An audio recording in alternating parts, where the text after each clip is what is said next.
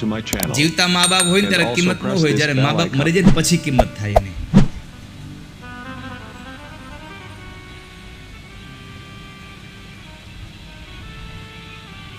જ્યારે મા મૃત્યુ પામી હોય અને આપણે બીમાર પડીએ અને ત્યારે દીકરી જ્યારે બાજુમાં આવે અને દીકરી બાપુજીને દવા ને બધું આપતી હોય ને ત્યારે દીકરીને જોઈને એમ થાય કે મારી માએ મારું આમ જ ધ્યાન રાખતી હો.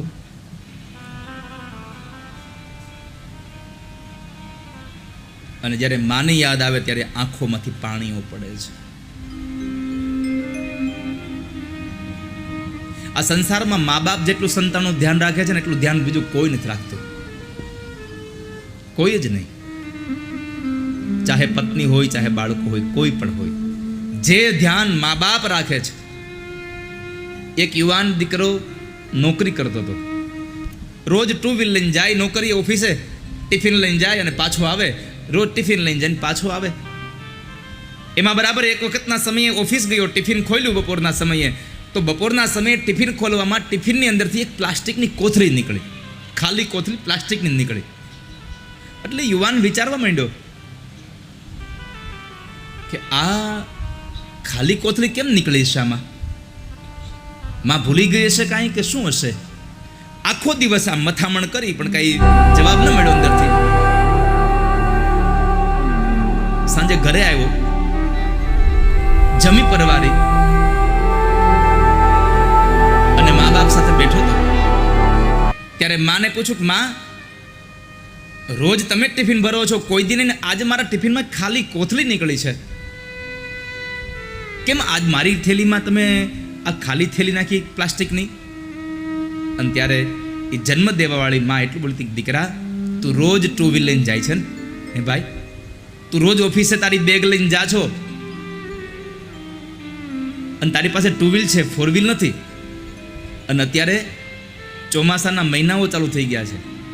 કદાચ તું ટુ વ્હીલર આવતો હોય અને રસ્તામાં વરસાદ આવે તો તારા ખીચામાં રહેલા પૈસા, તારા અગત્યના કાગળો, તારો મોબાઈલ પલળી ન જાય એટલા માટે મેં તને પ્લાસ્ટિકની કોથળી હારે આપી છે. દીકરો ઓફિસે ગયો અને ઓફિસેથી નીકળ્યો અને ત્યારે બરાબર વરસાદ પડ્યો અને પોતાનું ટિફિન ખોલ્યું, પોતાની બેગમાં જુએ પણ ક્યાંય પ્લાસ્ટિકની કોથળી નહોતી.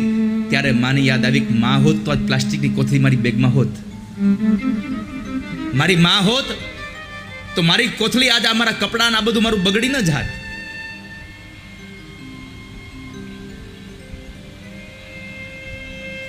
તારી યાદ આવે મારા પાપણે પાણી પડાવે, મારી જન્મની દેનારી મને તારી યાદ આવે. તારી